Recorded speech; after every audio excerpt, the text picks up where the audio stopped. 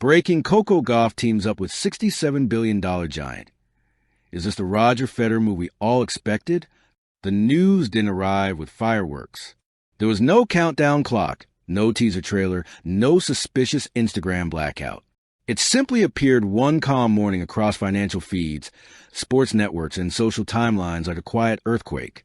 Coco Gauff has officially partnered with a $67 billion global giant. Within minutes, the tennis world was on fire. Fans refreshed their feeds. Analysts scrambled for meaning. Brand experts whispered one name under their breath like a prophecy long fulfilled: Roger Federer. Because everyone knew what this really meant. This wasn't just a sponsorship. This wasn't just another endorsement deal. This was a legacy move. And Coco Gauff had just stepped into a financial and cultural orbit few athletes in history had ever mastered. The girl who grew faster than the game. Long before the boardrooms, the luxury campaigns, and the nine-figure conversations, Coco Gauff was a 15-year-old girl standing across the net from Venus Williams at Wimbledon in 2019. The world expected nerves. She delivered history. That moment didn't just introduce a tennis prodigy. It created a global figure overnight. But what made Coco different from the beginning wasn't only the forehand or the fearless returns. It was the awareness behind the eyes. Even at 15, she spoke like someone who understood the long game, not just in tennis. In life, in business, in legacy. While other teenage sensations burned too fast, Coco built slowly, deliberately, with patience that defied her age. Grand Slam titles followed. World #1 conversations followed. Cultural influence followed. But behind all of it was something quieter, smarter. She was preparing for something bigger than trophies. She was preparing for permanence. The $67 billion giant enters the court. When financial analysts began tracing the details of the new partnership, the scale became clear. A global enterprise valued at over $67 billion. Operations in more than 80 countries. Deep roots in innovation, luxury, technology, and global culture. A brand that doesn't chase athletes. It selects heirs. The exact terms were sealed in silence. No official figures. No leaked guarantees. But experts familiar with elite endorsement architecture called what it truly was. A Federer-style lifetime platform. Not a season. Not a campaign. A career ecosystem. The kind of alliance that reshapes not just earnings, but identity. Why everyone is saying this is the Federer blueprint. When Roger Federer partnered with elite global brands in the early 2000s, he wasn't just paid for logos. He was positioned as a symbol. Timeless excellence. Global elegance. Cultural neutrality. Cross-generational appeal. Decades later, even after retirement, Federer's empire still prints 8 figures a year. Quietly, smoothly, endlessly. That's the blueprint. And now, for the first time in women's tennis at this scale, Coco Gauff has stepped directly into that lane. Not as a face, as a platform. Inside the strategy, this was never about money. To younger fans, it might look like just another big payday. But branding insiders know the truth. This deal wasn't about money. It was about control.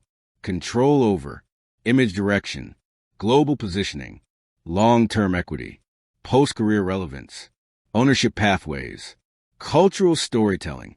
Coco didn't just sign a contract. She secured a future where she never fades when the trophies slow down. How Coco outplayed the system before the system even noticed. Most athletes peak financially at their height of athletic dominance. Then the decline comes quietly. Coco reversed the formula. Instead of letting corporate power shape her early, she spent years doing something rare, turning down rushed offers, delaying category exclusivity, rejecting mass market dilution, saying no when everyone expected yes.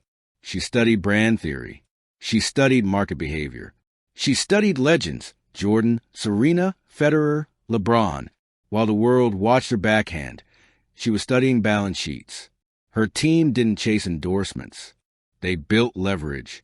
This $67 billion partnership only happened because Coco arrived at the table without needing it.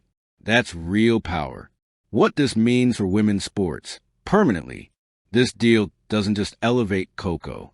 It resets expectation for every woman athlete behind her. For decades, the invisible ceiling in women's sports branding wasn't talent. It was perceived market value. That ceiling just cracked. Now, the conversation changes from, can women get equal endorsements, to which woman becomes the next global empire builder? Coco didn't ask for equality. She took category ownership. The quiet shift in her public persona. In the months leading up to the announcement, something subtle changed. Coco's public presence softened. Her interviews became calmer. Her press lines became tighter. Her brand appearances became rarer, but grander. She wasn't everywhere anymore. She was becoming selective. That's always a signal. Because once an athlete crosses into true global branding tier, exposure becomes currency, and scarcity becomes power. The emotional weight behind the smile. Those closest to Coco say she didn't cry when the paperwork was finalized. She didn't jump. She didn't celebrate. She sat quietly for a long time. Then she said, "This is the moment my parents dreamed about, not for money, but for safety. Safety. Not fame. Not headlines. Not hype. Safety. For her family. Her future. And a version of herself she'll become long after the crowds fade. Why this moment feels bigger than tennis. Tennis fans see forehands and rankings, but culture sees symbols. And right now, Coco Gauff symbolizes something powerful. A young black woman controlling her own platform. An athlete transitioning into an executive mindset before 25. A global figure rewriting how women build wealth through sports. A champion who's not trapped inside her own highlight reels. The $67 billion partnership didn't just validate her. It told the world. She is no longer only a player. She is infrastructure. Federer built calm. Jordan built power. Coco is building influence. Jordan's brand was intensity. Federer's brand was elegance. Serena's brand was dominance. Coco's brand is something else. Trust. Look at how fans view her. Not threatening. Not controversial. Not divisive. Respected across cultures, races, ages, and regions. That's rare. And for a global enterprise, that's the most valuable currency of all. The deal that changed the room. The moment the news broke, the sports business landscape shifted instantly. Wall boardroom. A 20-year-old tennis champion sits at the same table once reserved for CEOs, founders, and financial architects. No racket in sight. No crowd noise. Just signatures. Just futures. Just power being transferred carefully, quietly, permanently. Coco Gauff didn't just enter the $67 billion world. She arrived prepared to own part of it. Conclusion: this isn't a deal, it's a declaration. This partnership is not the climax of her story. It's the opening chapter of her corporate era. Tennis will still matter. Trophies will still matter. Rankings will still matter. But from today forward, every match she plays echoes beyond scoreboards and stadiums. It echoes through boardrooms. And the world just realized something profound. Coco Gauff is no longer just chasing legacy.